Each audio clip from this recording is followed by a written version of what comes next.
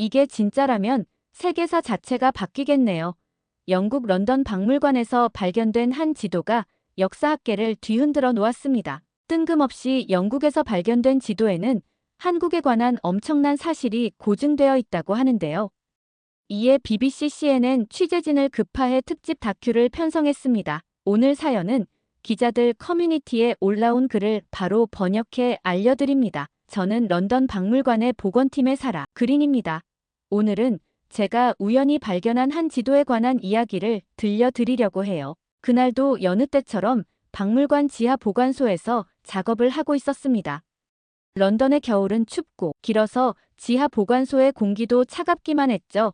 수백 년 된 고문서들이 가득한 이곳에서 저는 매일 꼼꼼하게 자료들을 살펴보고 복원하는 일을 하고 있었어요. 습도 조절이 된 지하 보관소 깊숙한 곳에서 오래된 나무 상자 하나를 발견했습니다. 상자는 먼지가 잔뜩 쌓여 있었고 오랫동안 아무도 열어보지 않은 듯했죠. 상자를 조심스럽게 열어보니 그 안에는 낡고 바스라질 것 같은 양피지가 접혀 있었어요. 보존 처리실로 옮겨와 조심스럽게 펼쳐보니 그것은 1740년에 제작된 아시아 무역 항로도였습니다. 지도는 시간의 흔적으로 누렇게 변색되어 있었지만 놀라울 정도로 정교했습니다. 영국인들의 동아시아 항해 기록이 상세하게 담겨 있었죠. 특수 조명 아래에서 지도를 자세히 살펴보던 중 특이한 점을 발견했습니다. 한반도 주변 해역에 라틴어 글씨가 선명했고 이는 한국해를 의미하는 표현이었죠. 순간 온몸에 전율이 흘렀습니다. 18세기 영국의 지도에서 이런 표기를 발견하는 것은 정말 특별한 일이었어요. 더욱 놀라운 것은 지도 여백에 적힌 작은 메모들이었습니다. 영국 상인이 기록한 것으로 보이는 메모에는 조선의 뛰어난 항해술과 해류 관측 기술에 대한 찬사가 가득했어요. 특히 조선수로 학자들의 정확한 해류 예측에 대해 극찬하는 내용이 있었죠. 저는 곧바로 박물관 관장님께 보고를 했습니다. 수백 년 전 영국 상인과 조선의 교류를 보여주는 이런 귀중한 자료는 찾기 힘든 것이었죠. 박물관장님은 즉시 전문가 자문단을 알아보고 추천하겠다고 하셨죠. 지도를 더 자세히 조사하면서 저는 놀라운 사실들을 하나둘 발견하게 됐습니다. 지도 뒷면에는 영국 왕실의 공식 인장이 찍혀 있었고 이는 지도의 공신력을 입증하는 결정적인 증거가 되었죠. 밤늦도록 작업실에서 지도를 연구하다 보면 마치 250년 전 그 시대로 돌아간 것만 같은 기분이 들었어요. 촛불 아래에서 항로를 기록하던 영국 상인의 모습, 당시 조선의 뛰어난 항해, 술에 감탄했을 그의 마음이 고스란히 전해져 오는 것 같았습니다. 이제 이 지도는 특수 보관실로 옮겨 철저하게 관리해야 되겠다고 생각했어요. 정말 생각지도 않았는데 우연한 발견이 역사를 새롭게 써내려가는 계기가 된다는 걸 이번 일을 통해 다시 한번 깨닫게 됐죠. 오래된 나무 상자 속에서 발견된 한 장의 지도가 250년 전 동서양의 해상 교류를 생생하게 보여주고 있습니다. 관장님께서 전문가 자문단으로 추천하신 분은 런던 대학의 한국학과 이승민 교수님이었다. 설명을 끝내기도 전에 곧바로 박물관으로 오시겠다고 하셨어요. 그만큼이 발견이 중요하다는 걸 직감하는 것 같았죠. 1시간 후 도착하신 교수님의 표정이 심상치 않았습니다. 지도를 살펴보시더니 이건 단순한 고지도가 아니라고 하셨어요. 18세기 조선과 영국의 해상 교류를 입증하는 귀중한 사료라는 거였죠. 교수님은 지도의 구석구석을 꼼꼼히 살펴보셨습니다. 특히 한반도 주변 해역의 해류 표시에 주목하세요. 영국 상인이 남긴 메모에는 조선의 해류 관측 기술이 당시 영국보다 50년은 앞섰다는 내용도 있었죠. 교수님은 이 자료로 많은 역사가 뒤바뀔 것 같다고 하셨습니다. 그리고는 내일부터 이곳으로 출근하겠다 하셨죠. 저는 교수님과 헤어지고 나서도 한동안 지도에 매달렸어요. 밤늦게까지 지도를 연구하던 중 갑자기 박물관 보안팀으로부터 연락이 왔습니다.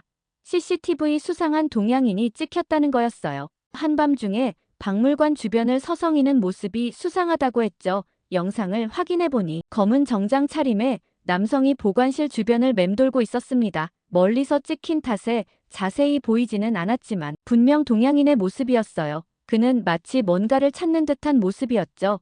더욱 이상한 건 그가 보관실의 보안 시스템을 살피는 듯한 모습이었다는 점입니다. 창문의 잠금 장치를 유심히 보고 있었고 비상구의 위치도 확인하는 것 같았어요. 마치 전문가처럼 체계적으로 건물의 취약점을 파악하는 것처럼 보였죠. 저는 혹시 모를 상황에 대비해 지도의 보안을 더욱 강화하기로 했어요. 그날 밤 이후로 박물관의 보안은 한층 강화됐습니다. 특수 보관실의 출입 기록을 더욱 철저히 관리하고 CCTV 감시도 24시간 이루어지게 됐죠. 그런데 도대체 수상한 남성의 정체가 무엇일까 궁금했습니다. 설마 이 지도를 찾는 걸까 싶은 생각도 들었죠. 그만큼 이 지도가 가지는 역사적 가치는 엄청나니까. 다음 날 이승민 교수님은 긴장된 표정으로 고지도를 바라보시더니 곧바로 작업대 앞으로 다가오셨죠. 교수님은 지도를 살펴보시면서 놀라운 사실들을 하나씩 짚어주셨습니다. 영국 상선들이 조선의 항구에 정박했던 기록들지도 여백에 꼼꼼히 기록된 해류의 흐름, 그리고 조선 수로학들의 이름까지 상세히 적혀 있었어요. 특히 눈에 띄는 것은 조선의 해류 관측 기술에 대한 기록이었습니다. 지도에는 조선 수로 학자들이 사용한 특별한 관측 도구들이 그림으로 그려져 있었어요. 나무로 만든 특수한 부표를 띄워 해류의 속도를 측정하고 물의 맛을 보며 염도를 확인하는 방식이었죠.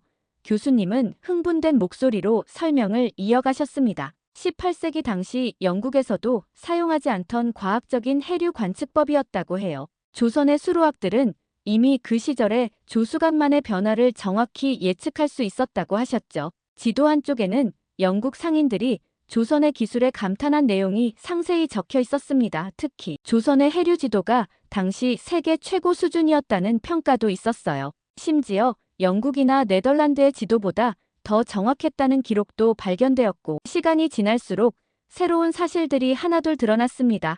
영국 상인들은 조선의 수로학들과 비밀리에 기술을 교환했다는 증거도 있었어요. 특히 한양에서 온 수로학 이름이 여러 번 등장했죠. 교수님은 단순한 수로학자 아니었을 거라고 하셨습니다. 아마도 조선 왕실이 비밀리에 파견한 해양과학자였습니다. 것이라고 해요. 그의 관측 기록들은 당시 영국 최고의 항해술과 맞먹는 수준이었다고 하셨죠. 새벽이 되어서야 우리는 작업을 마무리했습니다. 교수님은 이 발견이 한국 해양사 새로운 장을 열 수 있는 증거라고 하셨어요. 조선이 해양 강국이었다 사실을 입증하는 결정적인 자료라는 거죠. 특히 조선 수로학들이 사용한 해류 관측법 현대과학의 관점에서도 놀라울 정도로 정교했고 달의 위치에 따른 조수 변화를 계산하는 수식까지 있었다고 해요. 이는 당시 영국에서도 몰랐던 혁신적인 방법이었죠. 이 지도를 증거로 독도 분쟁을 비롯해 일본의 수많은 주장들이 거짓이 될 수 있겠다고 하셨습니다. 이 지도가 어떻게 우리 박물관으로 오게 되었는지는 알 수 없지만 제가 굉장히 중요한 자료를 손에 쥐고 있다는 것만은 분명했어요. 그런데 다음 날 이승민 교수님은 평소와 다른 심각한 표정으로 제 연구실을 찾아오셨습니다. 지도의 존재가 알려지면서 박물관의 수상한 움직임이 포착되고 있다고 하셨어요. 특히 일본과 중국에서 온 것으로 보이는 방문객들이 급증했다는 거죠. 교수님은 이 지도가 단순한 역사적 자료를 넘어선 가치가 있다고 강조하셨습니다. 일본과 한국은 물론 중국과의 모든 관계를 뒤집을 수 있다고 하셨습니다. 그래서 보안을 더욱 강화해야 한다고 단호하게 말씀하셨죠. 그 말씀이 끝나기가 무섭게 보안팀으로부터 연락이 왔습니다. 웬 동양인 남성이 박물관 열람 신청을 했다는 거예요.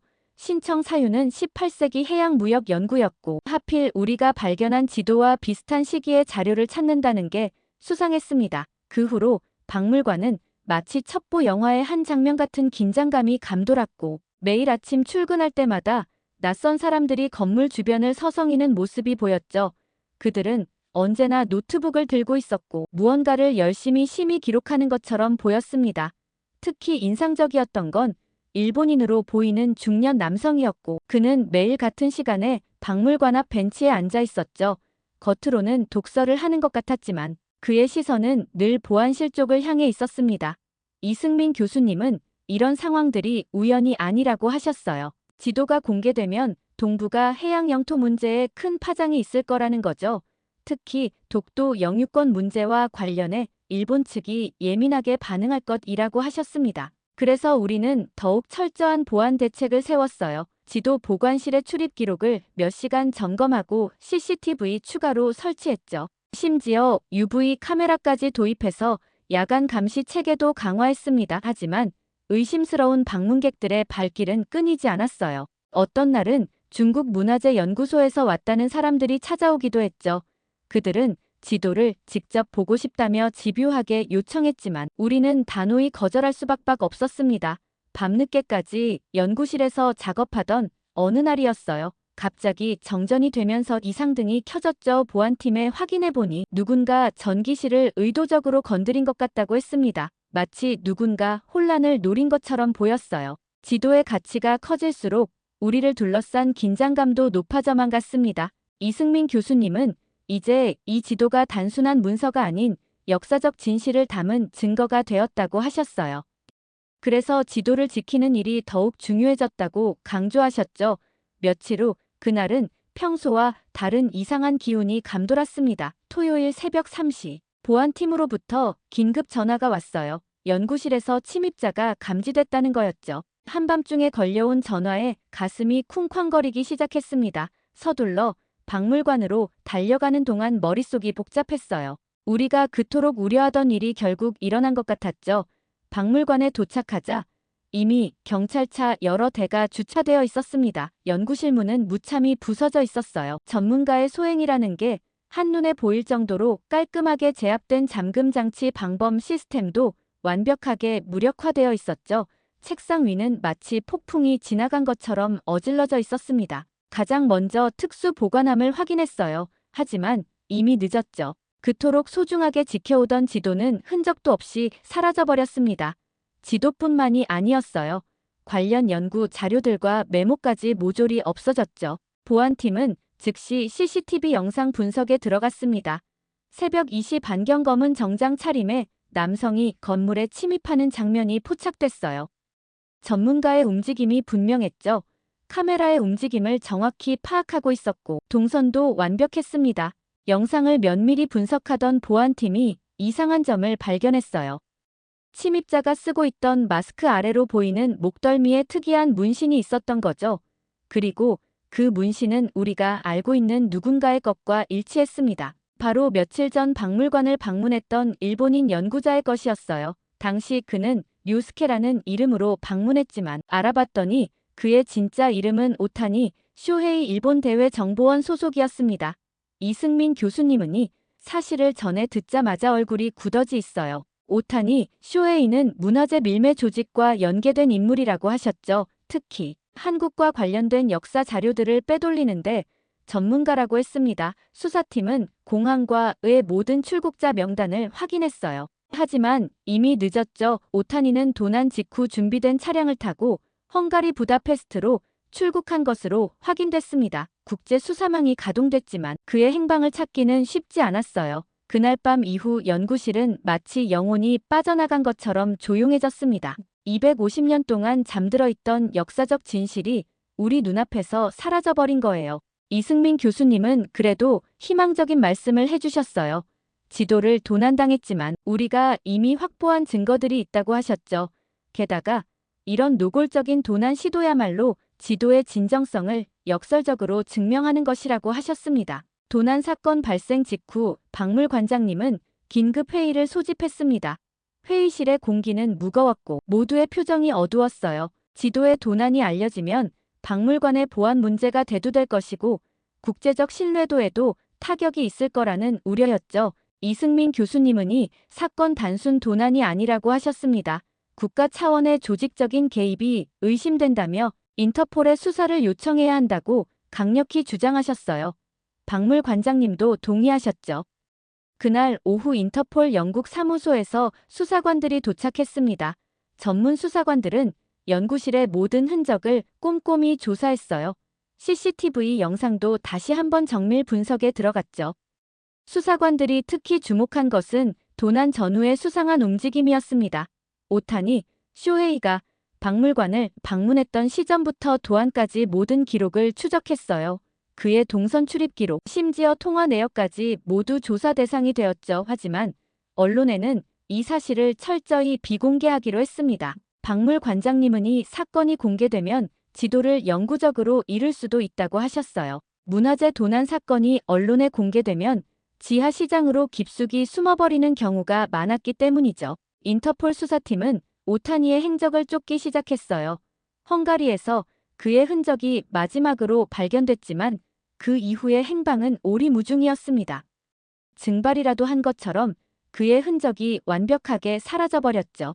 인터폴을 비밀리에 수사망을 넓혀갔어요. 문화재 밀매 조직의 정보망을 총동원했고 지하 시장의 동향도 예의주시했습니다. 혹시라도 지도가 거래되는 정황이 포착되면 즉시 대응할 수 있도록 만반의 준비를 했죠. 박물관은 평소와 다름없이 운영됐습니다. 하지만 보안실에서는 24시간 긴장감이 감돌았고 혹시라도 다른 문화재를 노리고 있을지 모를 범인들의 움직임을 예의주시했고 이승민 교수님은 매일같이 수사 상황을 확인하셨어요. 교수님은 지도가 반드시 나타날 거라고 하셨죠. 범인들이 이 지도의 가치를 알기에 결국 거래를 시도할 것이라고 예측하였습니다. 도난 사건 발생 일주일 후 런던 공항에 한 남자가 도착했습니다. 인터폴 파견. 박서준 경감이 있어요. 그는 문화재 도난 사건을 전문적으로 다루는 수사관이었던 문화재 도난 사건에서 높은 검거율을 자랑했죠. 박 경감은 공항에서 바로 박물관으로 왔습니다. 그가 처음 한 일은 런던 경찰의 피터 버크 수사관을 만나는 것이었어요. 버크 수사관은 런던에서 문화재 범죄를 담당하는 베테랑이었죠. 두 사람은 즉시 수사팀을 꾸렸습니다. 박 경감은 동양 문화재 전문가답게 지도의 가치를 정확히 파악했고 버크 수사관은 영국 암시장의 정보망을 총동원했어요. 마치 퍼즐을 맞추듯 각자의 전문성을 살려 수사를 시작했죠. 어느 날 밤 박 경감이 연구실을 찾아왔습니다. 오타니 쇼헤이가 헝가리에서 사라진 것이 수상하다며 부다페스트의 문화재 암시장 연관이 있을 거라고 했어요. 실제로 헝가리는 문화재 밀거래 중심지로 악명이 높았죠. 버크 수사관은 헝가리의 정보원을 통해 충격적인 사실을 입수했습니다. 일주일 후 헝가리 교회의 한 저택에서 비밀 경매가 열린다는 거였어요. 경매 품목 중에 18세기 영국 고지도가 포함되어 있다는 정보였습니다. 수사팀은 즉시 비밀 작전을 계획했습니다. 박 경감은 아시아 골동품 수집가로 위장하기로 했고 버크 수사관은 그의 영국 에이전트 역할을 맡았어요. 저는 지도의 진위 여부를 가려낼 전문가로 동행하게 됐죠. 경매 전날 밤 우리는 헝가리로 향했습니다. 도시 외곽의 고풍스러운 저택은 겉으로 보기엔 평화로웠습니다. 하지만 그 안에서는 수백억 원대의 문화재들이 불법으로 거래되고 있었죠. 박 경감은 완벽한 연기를 선보였습니다. 그는 중국어와 일본어를 자유자재로 구사하며 아시아 골동품에 대한 해박한 지식을 뽐냈어요. 다른 수집가들도 그를 의심하지 않았죠. 마침내 우리의 지도가 경매대에 올랐습니다. 거리가 워낙 멀어 가짜 지도일 거라는 생각도 들었죠. 만약 가품이라는 어찌나 정밀하게 복제했다. 변색된 양피의 질감, 영국 상인이 남긴 메모까지 모든 것이 일치했습니다. 그때였어요. 버크 수사관이 보낸 은밀한 신호를 받자마자 부다페스트 특수부대가 경매장에 진입했습니다. 미리 잠복해 있던 인터폴 요원들과 함께 완벽한 작전을 수행했어요. 수십 명의 불법 문화재 거래상이 한순간에 검거되었지만 정작 오타니 쇼헤이 모습은 보이지 않았습니다. 그는 이미 지도를 다른 곳으로 옮겼을리도 모른다는 의심이 들었어요. 헝가리 작전 이후 수사팀은 새로운 단서를 발견했습니다. 경매장에서 압수한 노트북에서 버밍엄 암시장 관련된 이메일이 발견된 거예요. 박 경감은 즉시 버밍엄으로 향했습니다. 도시의 화려한 금융가 뒤편에는 문화재 밀거래 그림자가 숨어 있었어요. 버크 수사관의 정보망을 통해 이 조직이 영국 전역의 문화재 밀매를 주도하고 있다는 사실을 알게 됐죠. 수사가 깊어질수록 오타니 쇼헤이 실체가 드러났습니다. 그는 단순한 정보원이 아니었어요. 10년 전 일본 고미술품 도난 사건부터 시작해 아시아 문화재를 전문적으로 빼돌리는 조직의 핵심 인물이었죠. 특히 충격적이었던 건 2015년 한국의 고지도 도난 사건과의 연관성이 있습니다. 당시 국립박물관에서 사라진 조선시대 해도와 관련해 오타니의 이름이 언급됐다는 거예요. 하지만 증거 부족으로 수사는 중단됐었다. 버크 수사관이 입수한 자료에 따르면 오타니는 완벽한 위조 신분증을 여러 개 가지고 있었어요. 일본 연구원 오타니, 쇼헤이는 물론 중국계 영국인 사업가로도 활동했다고 합니다. 그의 정체는 마치 안개처럼 잡히지 않았죠. 버밍엄의 한 창고에서 새로운 증거가 발견됐습니다. 오타니가 거래한 문화재들의 사진과 가격이 기록된 장부 있어요. 그 중에는 우리의 지도와 비슷한 시기에 제작된 영국 해군 문서들도 있었습니다. 박경감은 이 장부를 보고 직감적으로 느낀 게 있다고 했어요. 오타니의 조직이 단순히 돈을 위해 문화재를 노리는 게 아니라 특정한 목적을 가지고 움직인다는 거였죠. 특히 동아시아의 해양 관련 자료들만 집중적으로 노렸다는 점이 수상했습니다. 수사팀은 오타니의 과거 행적을 더 파고들었어요. 그는 일본 대학에서 역사학을 전공했고 해군 정보장교 출신이었습니다. 문화재 도난은 그의 본업이 아닌 특수 임무였던 거죠. 그런데 버밍엄 암시장 조직원 신문 과정에서 더 놀라운 사실이 밝혀졌어요. 오타니는 항상 거래 직전에 사라졌고 물건은 제3자를 통해 인계됐다 합니다. 마치 유령처럼 흔적을 남기지 않았죠. 하지만 결정적인 제보가 들어왔습니다. 템즈강 인근의 한 폐창고에서 거래가 이루어질 거라는 정보였어요. 박서준 경감은 즉시 특수팀을 소집했고 우리는 한밤중에 작전을 개시했습니다. 창고 주변은 깊은 어둠에 휩싸여 있었어요. 차가운 강바람이 불어오는 가운데 우리는 숨죽인 채 잠복했던 자정이 조금 지났을 무렵 검은색 밴이 나타났습니다. 차에서 내린 건 바로 오타니, 쇼에 있어요. 박경감의 신호와 함께 작전이 시작됐습니다. 특수팀이 창고를 포위하는 순간 오타니는 우리를 알아챘어요. 그의 손에 들린 원통형 케이스에는 분명 우리의 지도가 들어있었죠. 오타니는 놀라운 민첩함으로 창고 뒷문을 통해 달아났습니다.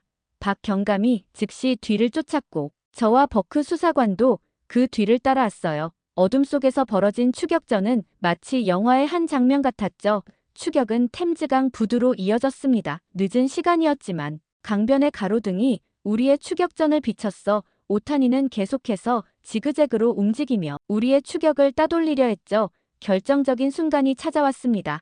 강변의 좁은 다리에 몰린 오타니는 잠시 망설이다 케이스를 강물에 던지려 했어요. 그 순간 박경감이 놀라운 움직임을 보여줬습니다. 마치 훈련된 특수요처럼 박경감은 오타니의 팔을 정확히 제압했을 공중에서 멈췄고 버크 수사관이 재빨리 낚아챘습니다. 오타니는 마지막 발악을 시도했지만 이미 늦었죠. 숨가쁜 몸싸움 끝에 오타니는 결국 체포됐습니다. 케이스를 열어보니 그토록 찾던 우리의 지도가 안전하게 보관되어 있었어요. 다행히 도난 과정에서 훼손된 부분도 없었죠. 박경감은 오타니를 신문하면서 충격적인 사실을 알아냈습니다. 이 작전이 단순한 문화재 도난이 아닌 국가 차원의 역사 왜곡 시도였다는 거예요. 지도에 담긴 역사적 진실을 은폐하려 했던 거죠. 하지만 오타니 쇼헤이 체포 소식이 전해지자 예상치 못한 일이 벌어졌습니다. 일본 외무성이 전격적으로 개입해 그의 신병 인도를 요구한 거예요. 외교관 신분으로 위장해 특수 임무를 수행 중이었다는 게 그들의 주장이었죠. 박물관 회의실에서 열린 긴급 회의에서 이승민 교수님은 분노를 감추지 못하셨어요. 일본이 이렇게까지 노골적으로 나서서 범죄를 옹호할 수 있냐는 거였죠. 그런 와중에 일본에서 충격적인 발표를 했습니다. 일본 측은 지도가 조선의 로비로 만들어진 위작이라고 주장했고 중국은 이 논쟁에 끼어들어 자국의 영향력을 강조하기 시작했습니다. 단순한 문화재 도난 사건이 국제 외교 문제로 비화된 거죠. 문제가 커지자 영국 역사지리학회가 움직이기 시작했습니다. 키어 스타머 회장이 직접 공식 조사팀을 꾸렸어요. 지도의 제작 연대와 진해 여부를 과학적으로 검증하겠다는 거였죠. 그들은 매일같이 연구실에서 자외선 조사와 안료 분석을 진행했습니다. 첫 번째 조사 결과를 발표했어요. UV 분석 결과 지도의 안료와 종이는 확실히 18세기 영국에서 제작된 것이었고 영국 왕실의 공식 인장도 진품으로 확인됐습니다. 이 발표는 큰 파장을 일으켰어요. 영국의 주요 언론들이 소식을 다루기 시작했고 문화재 보호를 위한 국제적 협력의 필요성이 대두됐습니다. 특히 역사적 진실을 왜곡하려는 시도에 대한 공동 대응이 필요하다는 목소리가 커졌죠. 이승민 교수님은 이 기회에 한국과 영국 문화재 보호 협약을 제안하셨어요. 양국의 문화재 전문가들이 정기적으로 교류하며 역사 자료를 공동 연구하자는 내용이었습니다. 영국 측도 이 제안을 긍정적으로 검토하기 시작했죠. 하지만 일본의 압박은 계속됐습니다. 그들은 오타니의 석방을 위해 외교적 수단을 총동원했어요. 심지어 영국과의 경제 협력 관계까지 거론하며 압박을 가했고. 하지만 수사팀은 강경했고 강도 높은 조사를 이어갔어요. 그 결과 예상치 못한 발견을 하나 할 수 있었죠. 수사팀이 그의 노트북을 분석하던 중 암호화된 폴더 하나를 발견했어요. 박서준 경감은 즉시 전문가를 불러 해독을 시도했죠. 암호 해독에는 꼬박 사흘이 걸렸습니다. 하지만 그 안에서 발견된 내용은 우리의 예상을 뛰어넘는 것이었어요. 오타니는 수년간 영국 왕실의 비밀 문서고에 대한 정보를 수집해 왔던 거죠. 문석구는 클레이게이트역 근처 외곽의 한 폐교회 지하에 있었습니다. 2차 세계대전 당시 폭격을 피해 영국 왕실의 문서들이 이곳으로 옮겨졌다는 기록이 있었어요. 하지만 전쟁이 끝난 후 그 존재가 잊혀졌고 이승민 교수님은 즉시 현장 조사를 제안하셨습니다. 영국 문화재청의 허가를 받아 밀리의 탐사가 시작됐어요. 오래된 교회의 지하실은 마치 시간이 멈춘 것처럼 고요했습니다. 지하 깊숙한 곳에서 쇠로된 문을 발견했어요. 녹슨 자물쇠를 제거하고 문을 열자 놀라운 광경이 펼쳐졌습니다. 수백 년 된 문서들이 나무 상자에 가지런히 정리되어 있었죠. 그 중에서도 1760년대 해양 무역 관련 문서들이 특히 눈에 띄었어요. 영국 상인들이 조선의 수학자들과 교류한 내용이 상세히 기록되어 있었습니다. 우리가 가진 지도의 제작 배경을 설명해주는 결정적인 증거였습니다. 더욱 놀라운 건 문서들 사이에서 발견된 일기장이었다이. 남긴 기록에는 조선의 해류 관측 기술에 대한 경탄이 가득했어요. 오타니의 노트북에는 이 문서고 없애려던 계획도 담겨 있었습니다. 역사적 진실을 은폐하려는 조직적인 시도였다는 게 명백해진 거예요. 하지만 이제 그들의 계획은 완전히 실패로 돌아갔죠. 발견된 문서들은 즉시 런던 국립도서관으로 이송됐습니다. 보존 처리를 거쳐 하나하나 해석되기 시작했어요. 250년 전에 비밀이 마침내 세상의 빛을 보게 된 거조의 발견은 우리의 지도가 위조품이라고 일본 측의 주장을 완전히 뒤집어 놓았습니다. 이제 더 이상 그 누구도 이 역사적 진실을 부정할 수 없게 된 거예요. 영국 왕실의 공식 문서들이 모든 것을 증명해주고 있었으니까요. 이승민 교수님은 이번 발견으로 일본의 부속도서 중 일부가 한국 땅이 될 수도 있다고 했습니다. 폐교회 지하 문서고에서 발견은 계속해서 새로운 비밀을 드러냈습니다. 오래된 가죽 장정의 문서철 사이에서 1760년 조선 사신단의 영국 방문 기록이 발견된 거예요. 공식 역사에는 전혀 기록되지 않았던 놀라운 사실이었죠. 기록에 따르면 조선의 수로 학자들이 비밀리에 영국을 방문했던 것으로 밝혀졌습니다. 그들은 외교 사절단으로 위장해 해류 관측 기술을 교환했어요. 특히 이 향내를 필두로 한 조선의 수로 학자들은 영국 학자들과 수개월간 연구를 진행했다고 합니다. 더욱 귀중한 발견은 지도 제작자가 남긴 항해일지였다라는 상선.